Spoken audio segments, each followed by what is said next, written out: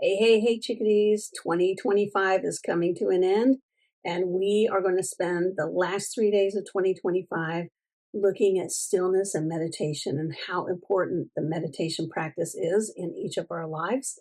And we're going to be asking the cards to give us and our guides to give us messages about stillness. So today, we're going to kind of go through the basics of meditation, super high level, and then see what the oracle cards have for us. So come on in and join us.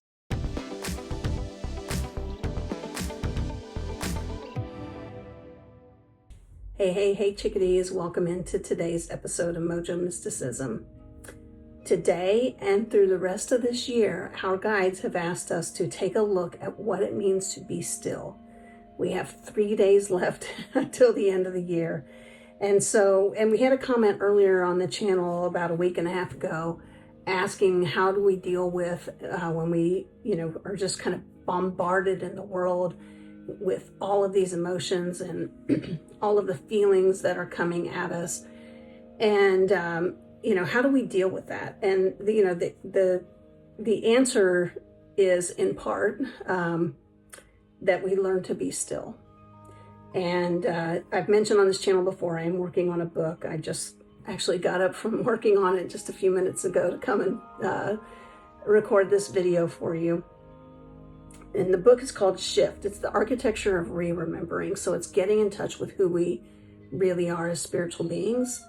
And in that book, the first part of that book is dedicated to stillness. And that is the answer to how we deal with the bombardment of the world and the feelings and everything else that's coming at us every day and the voices in our own head. And so we're going to use that as our topic for the rest of the year here. And there are some aspects of stillness that I want to talk to you about before we even pull a card today. And so stillness really begins with meditation. And I have a daily meditation habit. There are different types of meditations that I do. I do several of them every day. And then there are others that I kind of pull out when I need to. They do have different purposes. But what I'm going to introduce you to, if you're not familiar with meditation, or if you need a reminder, is the one that I always pull out of my pocket first. And it is a very simple, calm abiding meditation. The Buddhists call it shamatha meditation. That's shamatha. And this calm abiding meditation is intended to help calm our nervous systems, and you can do it anywhere. I was taught to do it with my eyes open, just open a tiny little bit. However, today I don't do it with my eyes open anymore. I just close my eyes because I have found that people will leave you alone. They just think you're sleeping. And you can actually be pretty much uninterrupted doing this. But whatever works for you. And so usually I'll sit down, put my feet flat on the floor, or if I'm able to sit, on the floor cross-legged, or in a chair, or on a sofa or bed cross-legged, I will do that. You want to make sure you have a very straight spine. Your hands can go anywhere. They can go, on the arms of your chair. They could go in your lap.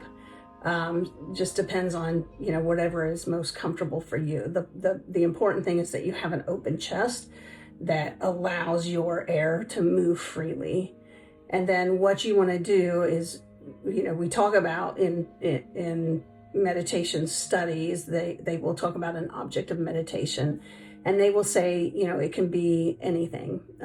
It could be, it could be a crystal, could be a flame, could be anything that you're going to place your focus, a soft focus, not a hard concentration, but you're going to lay your focus onto that item.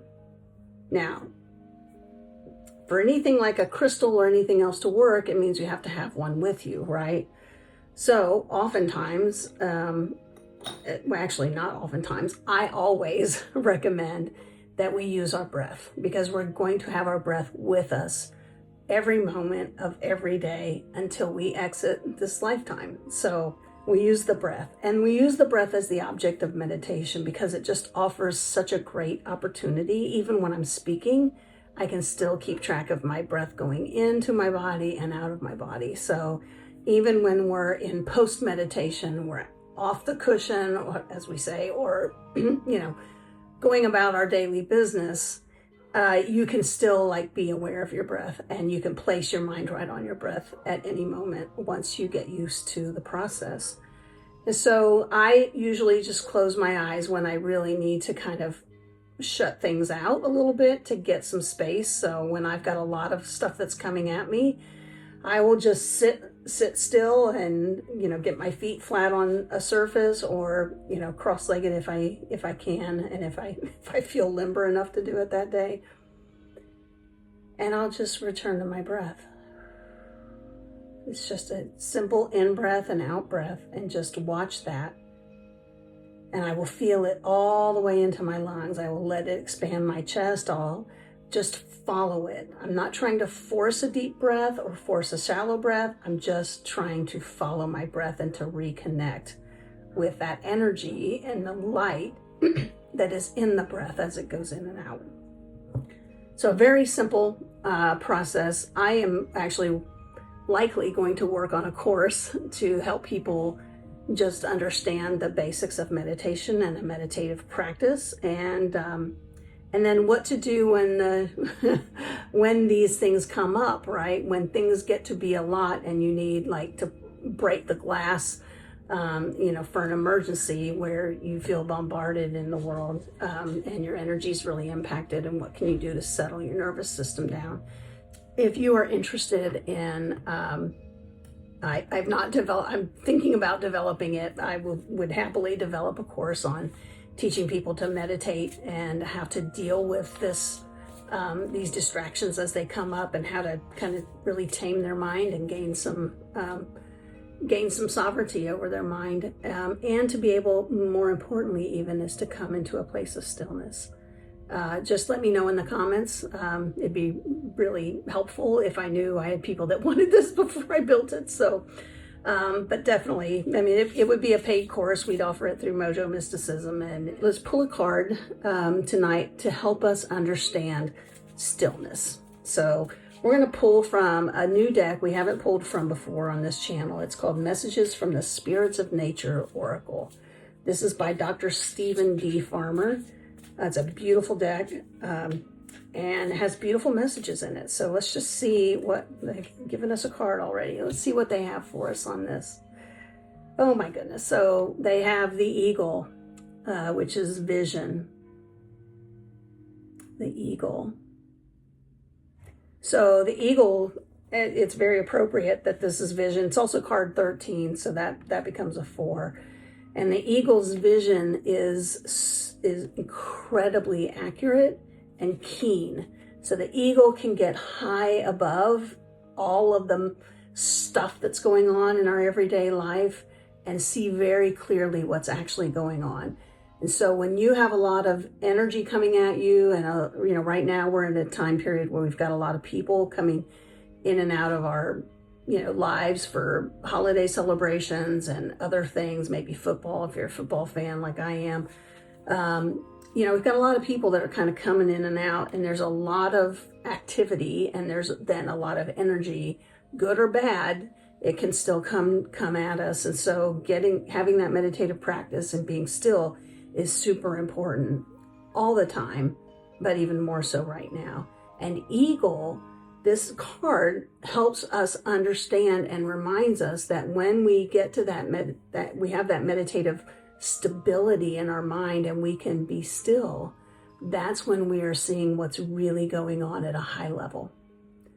So we can get up above the muck and the mire of the everyday and all the busyness and all the activity and all the energy, and be in stillness and see what's really going on and enjoy it.